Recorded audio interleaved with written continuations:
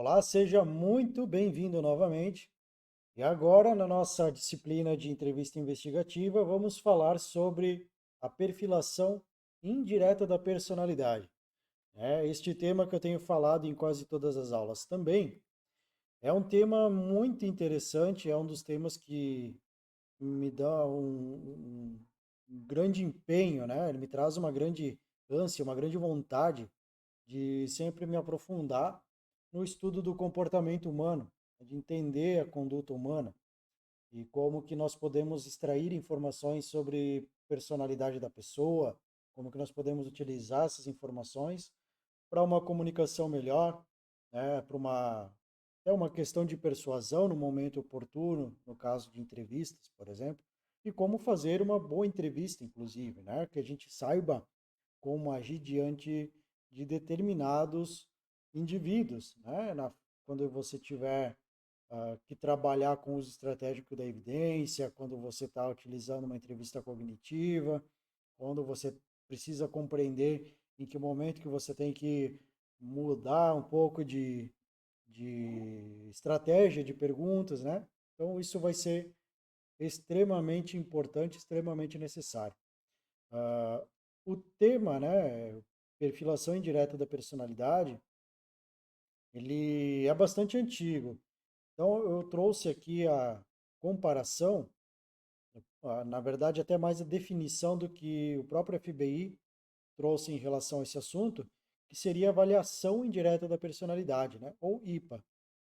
E, na verdade, é uma técnica investigativa que usa as evidências comportamentais para fornecer respostas às perguntas que o investigador deve fazer, mas nem sempre pode perguntar ao alvo.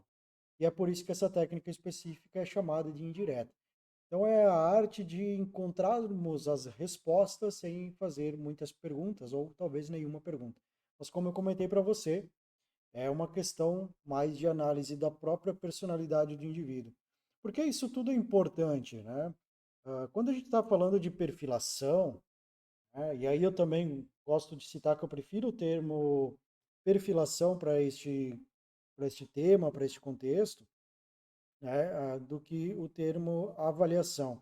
A avaliação normalmente nos remete ao uso de formulários, né, de testes, coisas nesse sentido. E a perfilação, a gente tem uma ideia de que é algo um pouco mais livre de certas formalidades ou necessidades.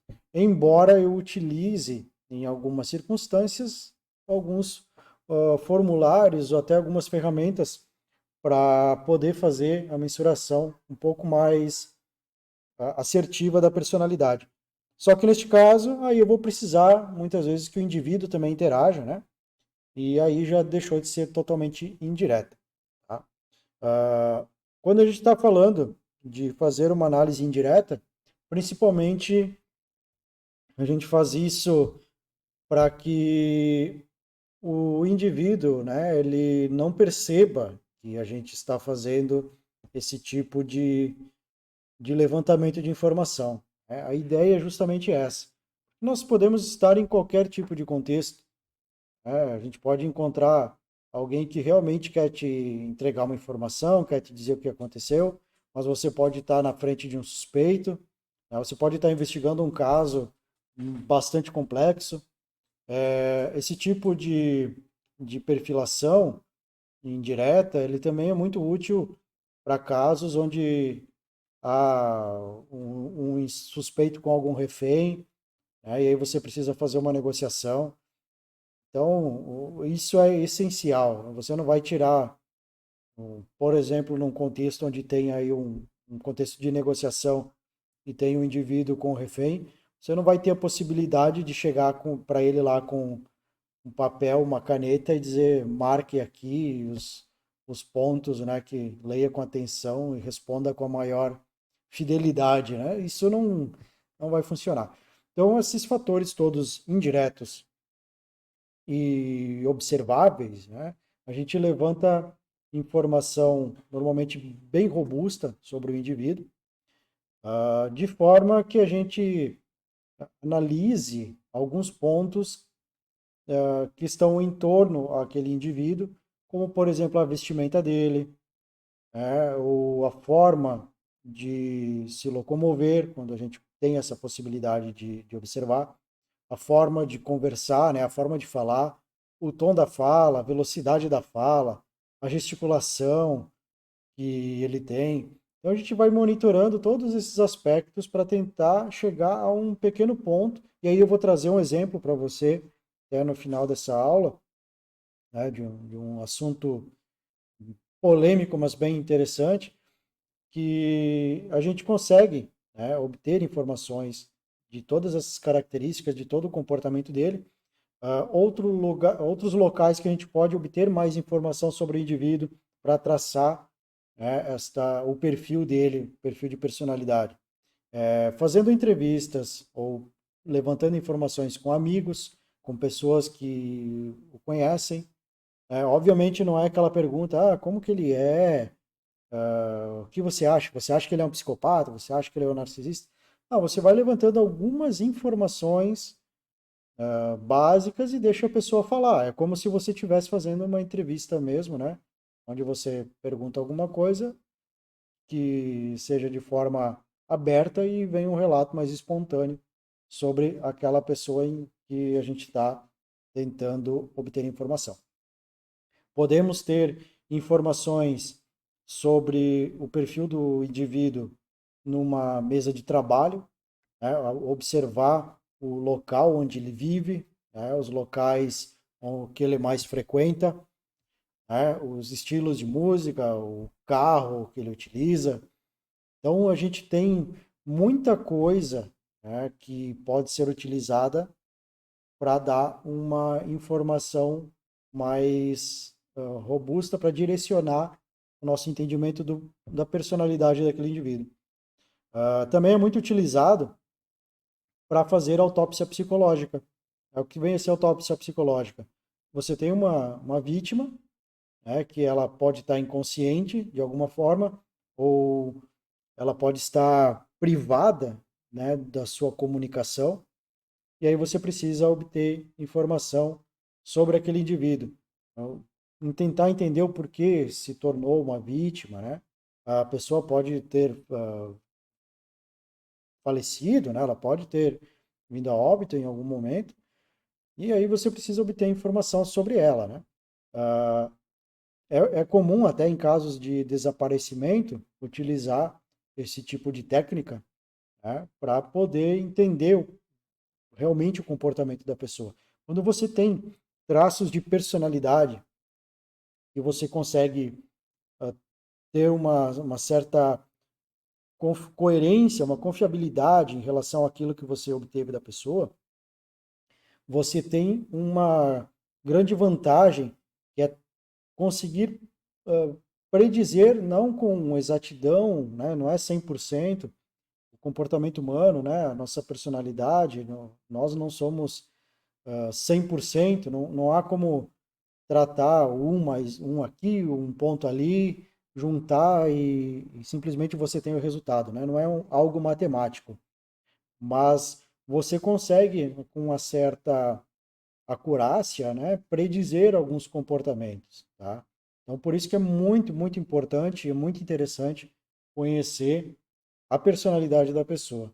A gente utiliza isso muito na parte de criminal profiling, né, inclusive, tanto para buscar informação para tentar direcionar uma investigação para descobrir o agressor, quanto para entender a vítima também, aí, ou todo o entorno, para entender o porquê aquele indivíduo cometeu o crime, em qual momento da vida que ele começou a ter um comportamento desviante, né?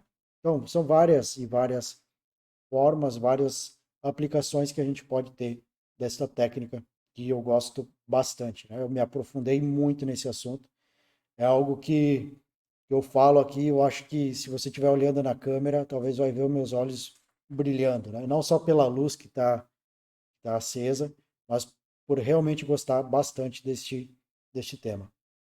A gente pode utilizar numa entrevista de emprego para tentar compreender o, o perfil daquela pessoa, né, para saber se ela é mais correta para a vaga ou não.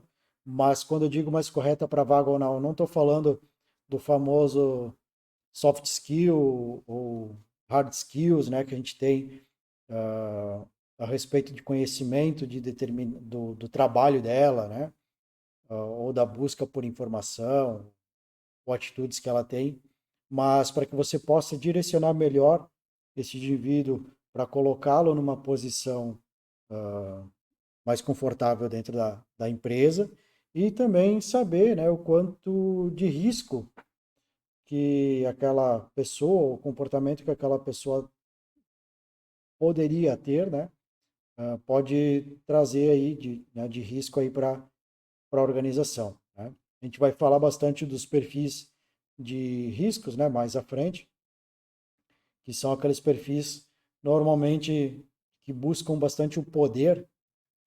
Então pode ser que a pessoa te dê indícios, né, de que ela tem uma tendência a até mesmo passar por cima dos outros de alguma forma, cometer alguma fraude, né, para chegar no topo, tá? Então, a perfilação indireta da personalidade é bem interessante nesse uso também, certo? Não vou conseguir passar tudo que eu gostaria, né, de perfilação direta da personalidade nessa aula, mas é para que você tenha uma compreensão, ainda que básica, sobre a sua importância e como a gente já consegue trabalhar um pouco com isso dentro do contexto de entrevista investigativa. Para fazer todo esse estudo, né, da perfilação direta da personalidade, nós precisaríamos aqui de muitas e muitas horas para isso. Bom, aqui, só como eu comentei, né, essa técnica também tem muitas aplicações, incluindo a utilização na preparação para entrevistas. É para avaliar a reação a um evento estressante e a propensão para o uso de violência, inclusive, né? Aqui, claro que numa entrevista no ambiente corporativo, né, numa investigação de fraudes corporativas, a tendência a ter uma violência, uma agressão física, né, ela não é tão grande, mas não é algo que a gente deva excluir, não, tá? Não é impossível de ocorrer. E a melhor forma de conduzir o interrogatório e suas e outras situações semelhantes.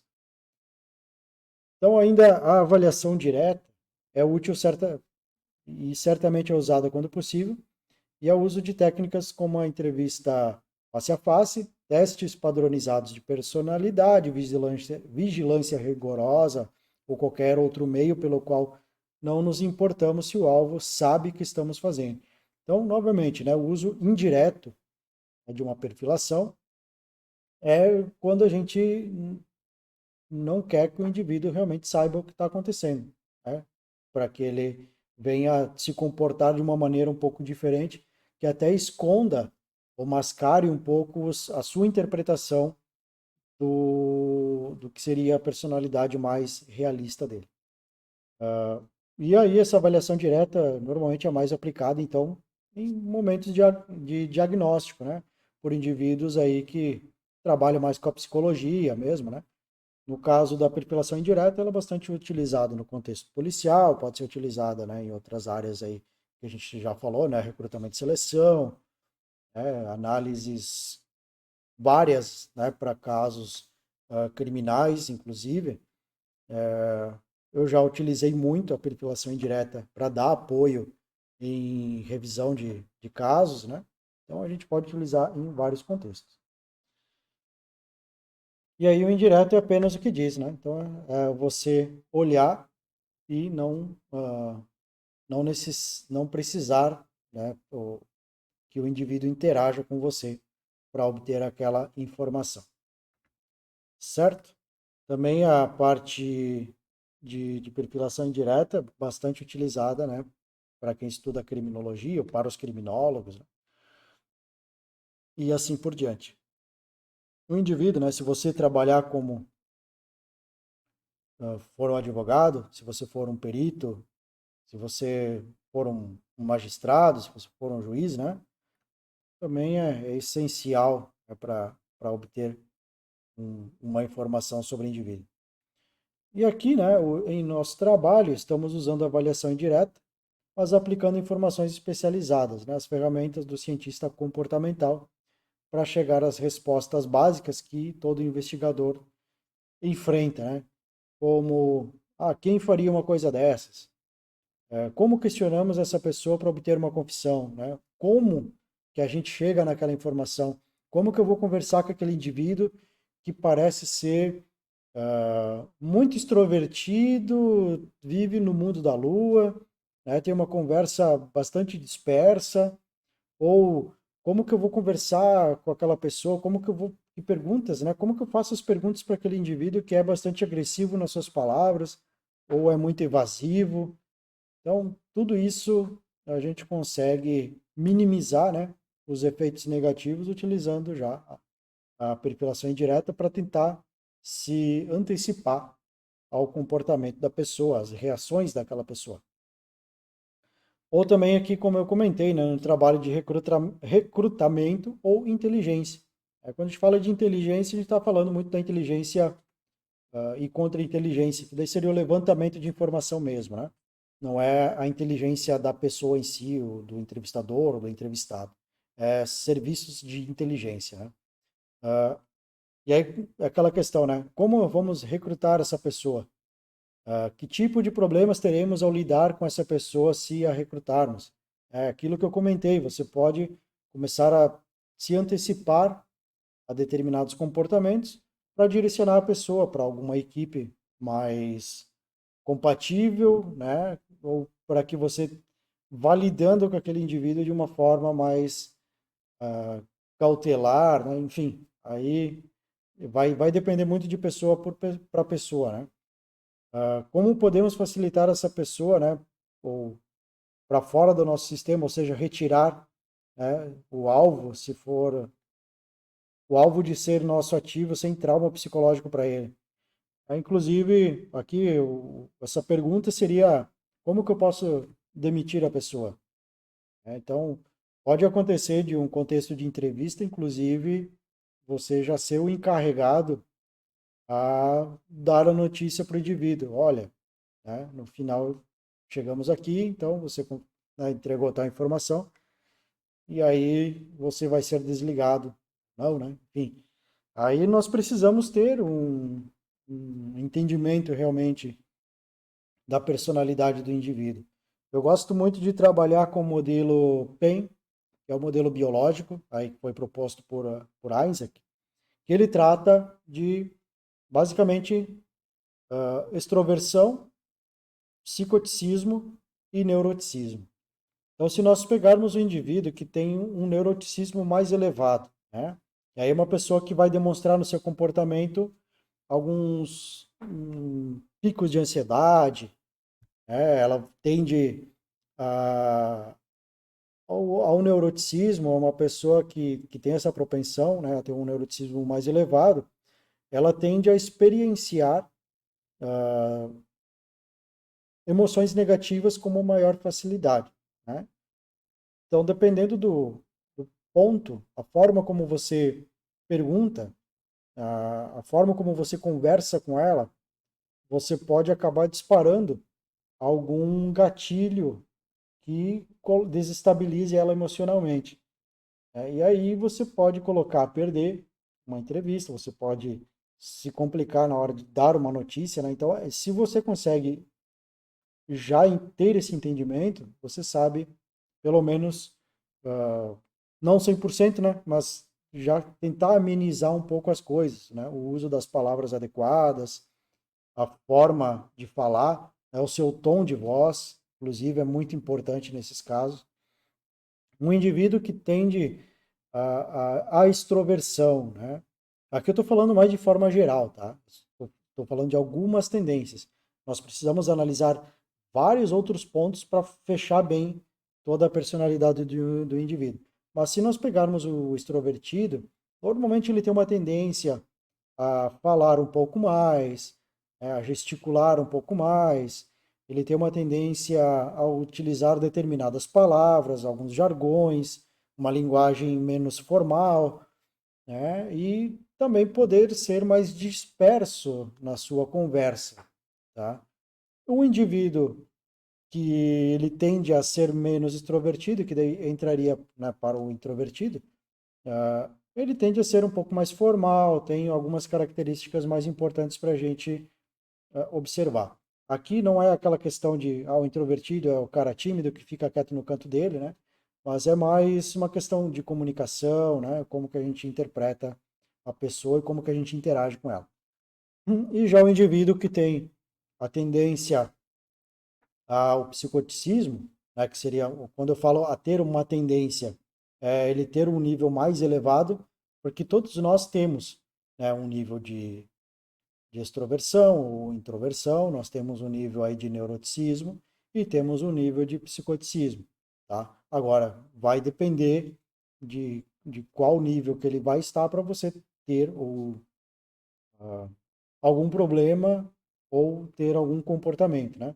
Problema, quando eu digo, seria mais voltado para algum transtorno de personalidade, né? Algum transtorno até mental, se for o caso, né? Mas aí a gente precisaria estudar outras coisas, né? Trazer outras informações para poder compreender melhor. Então, o indivíduo que ele está com a sua tendência a ter um nível de psicoticismo mais elevado, é aquela pessoa que tem menos empatia, é uma pessoa mais fria, tende a ser mais calculista, tá? E aí a gente vai combinando esses fatores, por exemplo, pega um indivíduo, uma alta extroversão e um alto psicoticismo, né? E um baixo neuroticismo.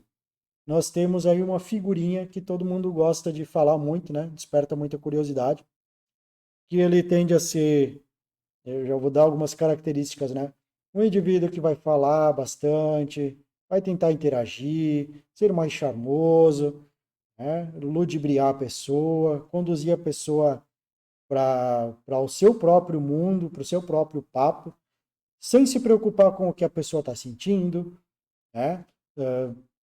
Ele não se importa em mentir para chegar no objetivo dele, ele não se importa em passar por cima de qualquer pessoa para chegar no objetivo dele. E o neuroticismo baixo, né, dá para ele um controle emocional bem grande. Então ele consegue fazer tudo sorrindo ou simplesmente de uma forma bastante natural e você só talvez só vai perceber quando for vítima, né, em potencial deste indivíduo. Nós vamos ver ao finalzinho dessa aula, né, no exemplo de quem eu estou falando. Caso você já tenha estudado um pouquinho sobre o assunto, você já deve ter captado a característica.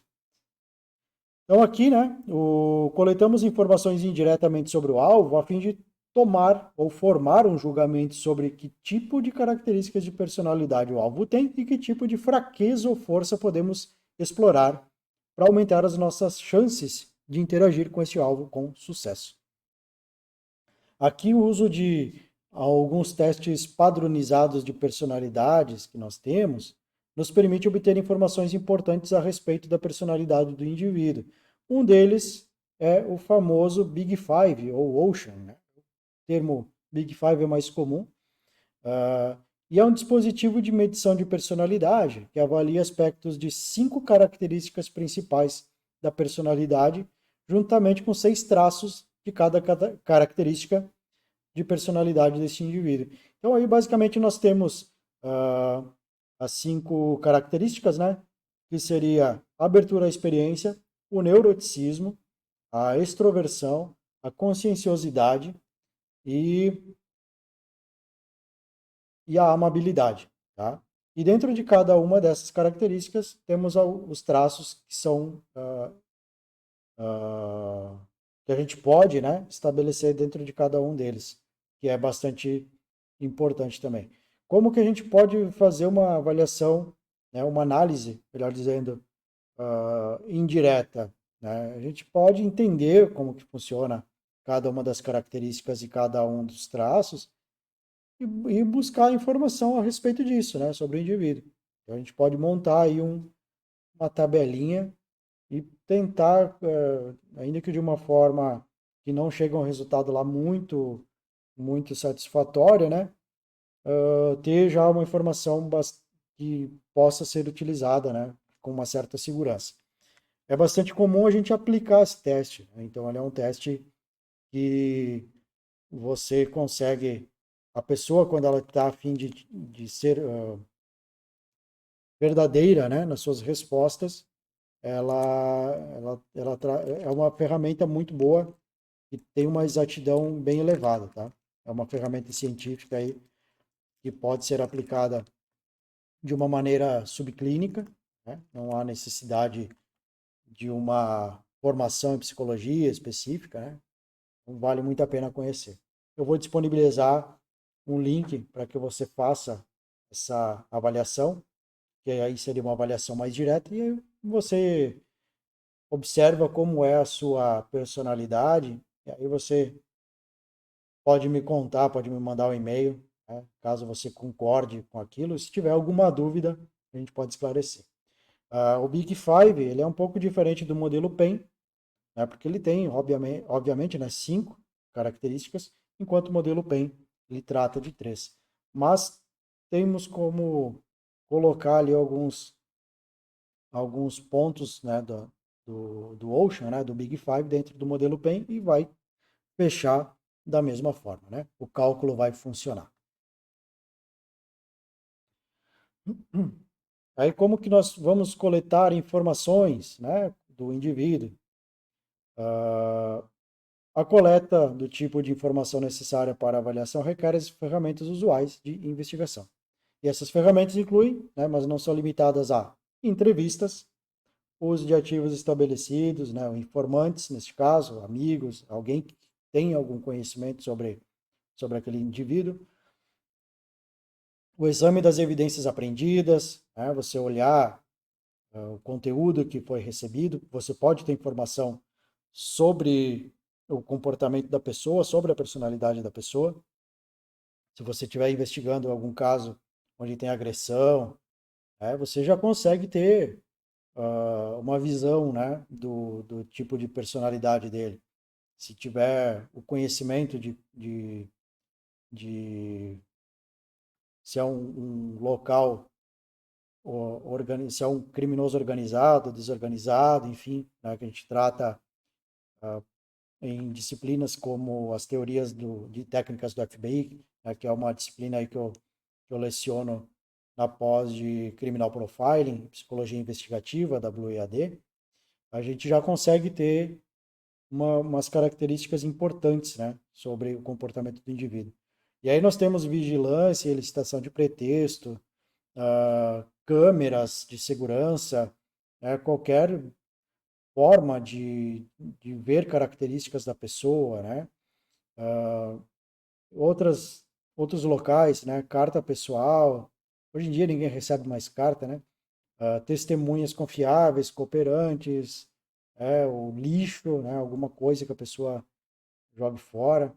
E aí outras coisas, como eu comentei, se você tiver a possibilidade de observar o ambiente daquela pessoa, né? Olhar os livros que a pessoa tem, ou se ela não tem livros, qual é a variedade de assuntos que tem, as músicas que a pessoa gosta de ouvir, né? Qual é o acervo, biblioteca aí de músicas que o indivíduo tem, né? Então, tudo isso dá para nós algumas informações bem importantes. E aí, né, foi demonstrado repetidas vezes ao longo de mais de 30 anos, conforme tem sido usado por avaliadores do FBI, que o IPA, né, ou Avaliação Indireta da Personalidade, pode ser de grande benefício para o investigador. Os resultados do processo podem fornecer ao investigador soluções alternativas para os problemas que ele enfrenta ao lidar com o caso. E aí, na verdade, então, o valor comprovado da técnica ao longo dos anos é tal que ignorar o IPA é ignorar um ativo importante. Então, perfilação indireta da personalidade é fundamental, né? Fundamental aí para tanto para ajudar a buscar mais provas, mais evidências, quanto para predizer o comportamento, para direcionar o indivíduo em algum cargo, recrutamento e seleção, ou também, né, para preparar a nossa entrevista, para uma boa comunicação na nossa entrevista. E aqui os exemplos, né, que eu prometi para você, então, do famoso psicopata, né? Psicopata é um dos tipos de perfis de risco, né, que a gente tem dentro das organizações também, né, que a gente vai ver na famosa tríade sombria da personalidade e ah, os seus cargos de poder, né, que são esperados aí por cada um dos três indivíduos, né. Então, o psicopata primário basicamente é aquele psicopata clássico que a gente compreende, que a gente vê aí, todo mundo fala, né? Que ele tende a ser mais agressivo, mais. A gente vê em alguns crimes em série também, a gente vê aí alguns crimes mais bárbaros, né? E depois a gente vai ver o psicopata secundário e eu já explico o que é. Mas aqui, se a gente fizer uma descrição do perfil, né? Então, ele apresenta um baixo BIS, que seria o sistema de inibição comportamental, tá? Está relacionado ao neuroticismo e insensibilidade emocional, altos níveis de extroversão, baixos níveis de neuroticismo e altos níveis de psicoticismo. Então, lembra quando eu comentei no exemplo anterior, né? O indivíduo que vai ser bastante comunicativo, né? Que vai tentar aí ludibriar a pessoa, vai ser aparentemente vai ser o amigão, né? O sociável. No entanto, ele tende a não se preocupar muito com as emoções da outra pessoa, ou não se preocupar nada, né? E manter uma estabilidade emocional, né? Deixa ele bastante, ele tende a ser calmo, né? Aparentemente um indivíduo acima de qualquer suspeita. O exemplo clássico de toda a literatura, nós temos o famoso Ted Bundy, né? Então vale a pena estudar um pouco essa figura, né? Eu não gosto da forma como é tratado muitas vezes, com uma certa idolatria pelos crimes que cometeu, né? Mas é interessante para a questão de estudo mesmo, para entender o comportamento. Então, aqui, resumidamente, né, ele é uma pessoa emocionalmente estável, que não experimenta sentimentos de ansiedade ou culpa, e é calmo e despreocupado.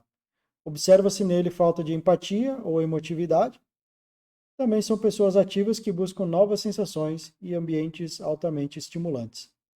Então, pode ser alguém que busca adrenalina, né? Pode buscar adrenalina cometendo um assassinato, por exemplo. Análise dos pontos fortes. Então, os baixos níveis de empatia e ansiedade que essa pessoa experimenta, juntamente com os baixos níveis de neuroticismo, sugerem que essa pessoa pode recorrer à mentira ou ao engano. Além disso, se isso ocorresse, nenhum sinal de ansiedade ou culpa seria observado nele, e o que provavelmente dificultaria a detecção do engano produzido.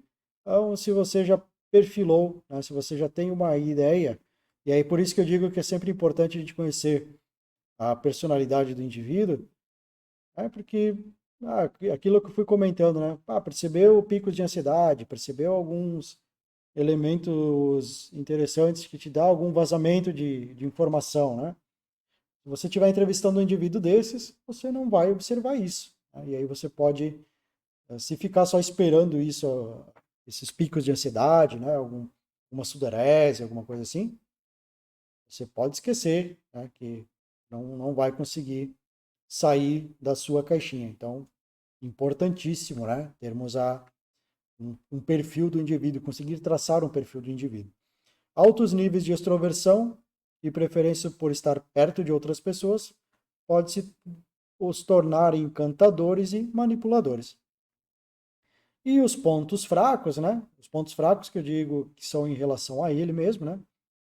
Gostam de estar no controle e ser os protagonistas da situação. Se essas pessoas acreditam que não estão recebendo a atenção que merecem, talvez concordem em dar o que o emissor pede, né? Ou seja, entregar uma informação que o entrevistador está querendo, embora seja provável que este destaque seja buscado novamente cometendo mentiras. Então, assim, é uma briga de gato e rato, né? Mas funciona a moeda de troca aqui, principalmente no ponto da recompensa, né? Tende a funcionar bem. Não funciona de modo algum você tentar algum apelo emocional com ele, você só vai perder seu tempo, né? E talvez vai ainda tomar uma invertida. Então tem aquele exemplo que eu cito em relação à entrevista do Marcelo Rezende lá com o Maníaco do Parque, né? Que ele faz a pergunta lá para o Maníaco do Parque, e se fosse a sua filha, né?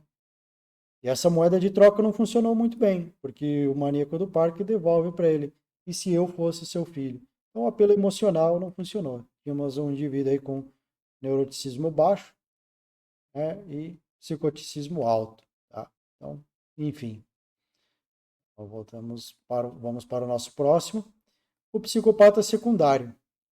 Muitos chamam o psicopata secundário de sociopata. Então você vai ouvir muito o termo psicopata, sociopata, e aqui no Brasil, até por definição do Dr. Guido Palomba, né, um grande psiquiatra, né, tem um profundo respeito e admiração pelo trabalho dele. Mas, em geral, a gente tem um termo, né, e é psicopata, para mim, tá, não tem necessidade de ter tantas definições. A necessidade que eu vejo é que a gente consiga poder entender qual é o nível de psicopatia desse indivíduo. No DSM-5 nós temos o transtorno de personalidade antissocial, que coloca o psicopata lá dentro. Tá? Não gosto também muito de como é elaborado, como é abordado isso dentro do transtorno de personalidade antissocial, lá do DSM-5, mas é o que nós temos, né? É o manual diagnóstico. Então, do ponto de vista aí para avaliadores, psicólogos, né? É o que tem que usar, tá? Mas para a gente poder trabalhar, fazer a mensuração da psicopatia em si, de um ponto de vista diagnóstico, nós temos a chamada escala Hare, né, o PCL-R, que seria o R, toda vez que a gente vê no final, né, de alguma dessas siglas, quer dizer que é revisado, quer dizer que é a última versão. Aí sim nós temos um pouco mais essa definição. Então, do psicopata secundário é aquele indivíduo que está com um desajuste mais voltado para o social, né, para o aprendizado social dele. Então, foi o que é explicado na psicologia social, aquilo que o indivíduo vivenciou. Né? O psicopata primário é mais voltado para algo bem mais enraizado na sua genética e desde o seu nascimento, então, e que mesmo que tenha alguma interferência mais positiva na sua criação, ele não, você não conseguiria controlar muito esse comportamento dele. Por quê? Porque chegaria no momento, na sua fase da adolescência e final da adolescência para a fase adulta, é que os níveis de impulsividade dele poderiam torná-lo aí mais agressivo e tudo mais. Então, tem muitos estudos, né? Tem muitos seriados, tem muitos episódios aí de casos criminais que a gente consegue ver bem essas diferenças, né? E que realmente é uma série de fatores que compõem a personalidade do indivíduo. E quando a gente está falando de alguém que sai, né, que tem um desvio de comportamento, um desvio de conduta, a gente está falando aí de, de coisas, né, que são bem mais complicadas de se avaliar, tá? Então, não se baseie somente por uma característica para definir alguém. Tome muito cuidado. Procure entender. Então, quando a gente está aqui falando da perfilação indireta, tudo bem, nós podemos tomar isso como informação e ainda assim ter a necessidade de olhar diversas características para poder fazer alguma inferência e poder conduzir a nossa entrevista, conduzir o nosso trabalho, né? Mas quando a gente está indo para a parte de diagnóstico, aí realmente não podemos uh, utilizar nenhuma informação aí sem ter bastante critério, né? Bastante cuidado. Então, a descrição do perfil do indivíduo que é o psicopata secundário. Então, ele apresenta um BAS, né, o sistema de ativação comportamental. Então, deixa eu voltar ao slide aqui.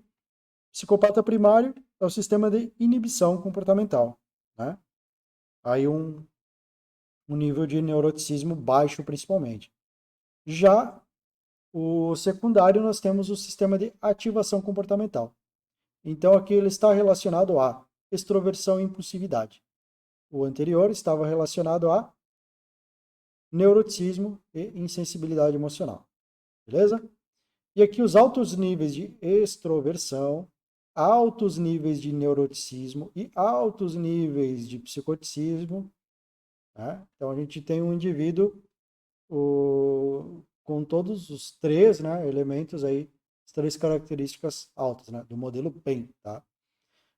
Podemos dizer que é uma pessoa ativa, sociável, aventureira, porque busca estimulação contínua e dominante, incapaz de controlar suas emoções, tá? Então por isso que a gente tem uma impulsividade alta. Então é um indivíduo aí que tende a explodir também, né, em vários momentos, chorar, né, enfim, pois elas os desestabilizam, né? Além disso, é uma pessoa impulsiva, né, como eu comentei, que tende a agir sem pensar nas consequências negativas de suas ações, né? E é incapaz de adiar a gratificação. Então é alguém que tem uma tendência a ser bastante imediatista, né? Que a impulsividade traz, tá? Além dos pontos, análise dos pontos fortes, então. Em decorrência da alta impulsividade, o sujeito pode se recusar a colaborar com a investigação e ser agressivo ou desafiador. E análise da fraqueza, essa é uma pessoa emocionalmente instável, que não reage adequadamente em ambientes estressantes e ambíguos. Além disso, vale destacar sua incapacidade de adiar a gratificação. Ambientes que exigem espera ou esforço para obter resultados positivos seriam tratados de forma inadequada por pessoas que se enquadram neste perfil.